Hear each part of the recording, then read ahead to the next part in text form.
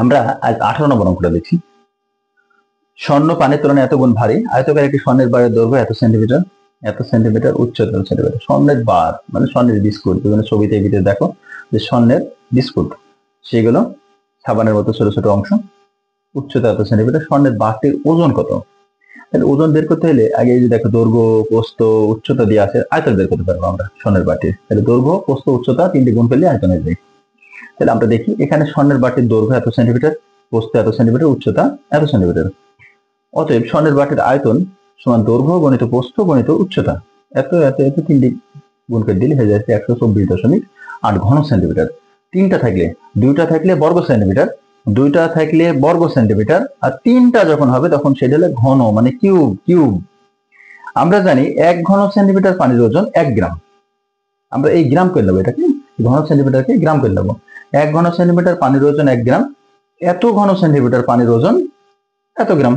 1 ঘন সেন্টিমিটার যদি 1 গ্রাম হয়, তাহলে এত ঘন সেন্টিমিটার কত হবে? এর সাথে 1 গুণ করে দিলে এত গ্রাম হবে। এখন এই যে এটা কোথায় দিয়ে লেগেছে দেখো, স্বর্ণ পানির তুলনায় এত গুণ ভারী। এইটা যা আছে দেবা, কোনো কিছু চিন্তা না করে স্বর্ণ পানির তুলনায় এত গুণ ভারী।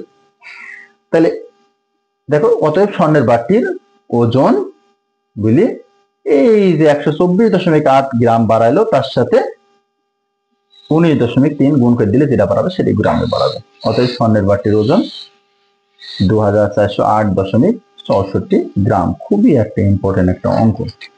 এবার 19 নম্বরটা আমরা দেখি। একটি ছোট চৌবাচ্চার দৈর্ঘ্য 15 সেন্টিমিটার 2.4 মিলিমিটার। দেখো সেন্টিমিটার থেকে আবার মিলিমিটার ছোট। আমরা এখন সেন্টিমিটার ছিল সেটিকে মিটার করছিলাম 100 দিয়ে ভাগ করি। এখন সেন্টিমিটারই বড় হয়ে বসে আছে, ওর সাথে ছোট হয়ে বসে আছে কে? মিলিমিটার।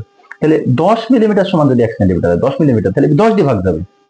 প্রস্থ এত মিলিমিটার এবং উচ্চতা এত সেন্টিমিটার এত মিলিমিটার। বাকির আয়তন কত? একবার সহজ, শুধু মিলিমিটার দেখে জটিল করার জন্য দিয়েছে। এখন দেখো বাক্সের দৈর্ঘ্য দিয়ে আছে কত? 15 সেন্টিমিটার এত মিলিমিটার। তাহলে 15 প্লাস এইটাকে কত দিয়ে ভাগ যাবে?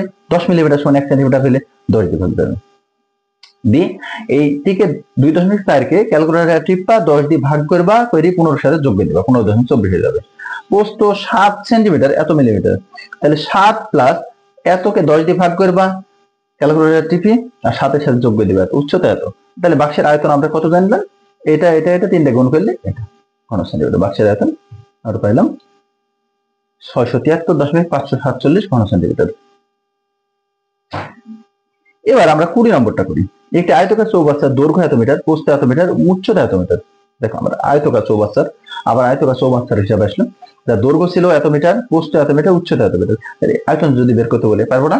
উক্ত চৌবাচ্চাটি পানি ভর্তি থাকলে পানির আয়তন, এখন উক্ত চৌবাচ্চাটা পানিটা পুরা ভর্তি আছে, তার আয়তন আমরা বের করবো। তাহলে কত লিটার সেটি এবং ওজন কত কিলোগ্রাম হবে সেটা আমরা বের করবো। দেখো এখানে চৌবাচ্চার দৈর্ঘ্য দেওয়া আছে এত, প্রস্থ দেওয়া আছে এত, উচ্চতা দেওয়া আছে, চৌবাচ্চার আয়তন মানে তিনটা গুণ।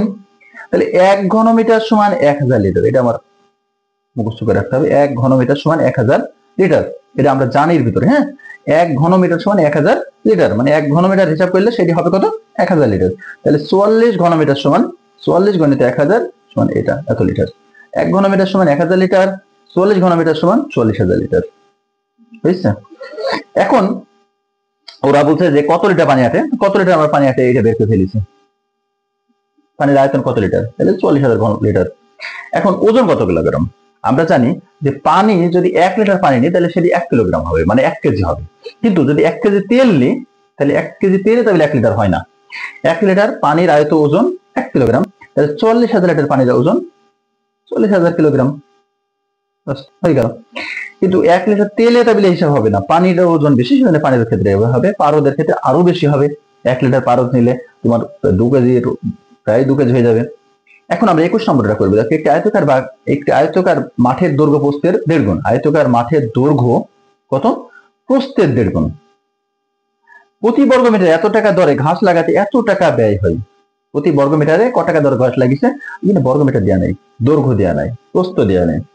প্রতি মিটারে এত টাকা দরে ওই মাঠের চারিদিকে বেড়া দিতে, বেড়ার হিসাব পরে, আগে ঘাস লাগানোর হিসাবটা করে ফেলি, আগে মাঠটা দৈর্ঘ্য প্রস্থ বের করে ফেলি। তাহলে এখানে থেকে দেখো আমরা আয়তকার একটা মাঠ, তার আগে ক্ষেত্রফলটা আমরা বের করে নিই। তাহলে এত টাকা, যেখানে যে অংশটা দেওয়া আছে দেখো, দেওয়া আছে কত? প্রতি বর্গ মিটারে এত টাকা দরে এত টাকা, টাকা যেটা দেওয়া আছে টাকার সাথে টাকার সম্পর্ক, তাহলে সেটা লিখতে হবে আগে। তাহলে 1.90 টাকা খরচ হয় 1 বর্গমিটার, 1 টাকা খরচ হয় 1/1.90 বর্গমিটারে। 10,260, তুমি বলতে পারো 10,260 এর পরে তো আরো দুইটি দশমিক শূন্য ছিল, এই দশমিকের পরে যদি খালি শূন্য থাকে সেই শূন্যের কোনো দাম নাই, সেজন্য আমরা এটা বসাইনি। 10,260 টাকা খরচ হয়, দেখো উপরে 10,260 এদিকে, তাহলে 5400 বর্গমিটারে। এখন মাঠের প্রস্থ তো দেয়া নাই, ধরি মাঠের প্রস্থ ক মিটার, দৈর্ঘ্য 1.5 মিটার দেওয়া আছে। এটা এই যে এখানে বলছে যে 1.5 গুণ, এই যে 1.5 গুণ। তাহলে প্রশ্ন মতে দেখো, প্রশ্ন মতে আমরা কি পাইলাম, 1.5 ক, এটাই আমরা এখানে এই গুণটা দেব না, 1.5 ক দেব গণিত ক সমান 5400। তাহলে ক স্কয়ার সমান এই 1.5 টাকে নিচে পাঠিয়ে দিচ্ছি, তাহলে ক স্কয়ার সমান এটাকে এটা দিয়ে ভাগ করলে হয়েছে, দেখো ক স্কয়ার সমান 3600 হয়েছে। এবার ক সমান √3600 দিলে 60। তাহলে এটা আমরা কি পেলাম, কটা কি প্রস্থ, মাঠের প্রস্থ 60 মিটার, মাঠের দৈর্ঘ্য কত, 60 গুণিত 105 সমান 90 মিটার। মাঠের দৈর্ঘ্য মাঠের প্রস্থ পাই গেছি, তাহলে মাঠের দৈর্ঘ্য আর মাঠের প্রস্থ যদি আমি পাই যাই, মাঠের দৈর্ঘ্য পাইলাম আর মাঠের প্রস্থ পাইলাম, তাহলে মাঠের পরিসীমার সূত্র তো আমরা জানি, তার বেড়া দিতে হলে, বেড়া মানে কি, মাঠের চারপাশ, এই যে এটার চারপাশ, এই যে বেড়া মানে এইটার চারপাশ দিতে হবে। তো চারপাশে যখন হিসাব করা হয় তখন সেটি পরিসীমা, আর দুই পৃষ্ঠে যখন হিসাব করা হয় সেটি ক্ষেত্রফল।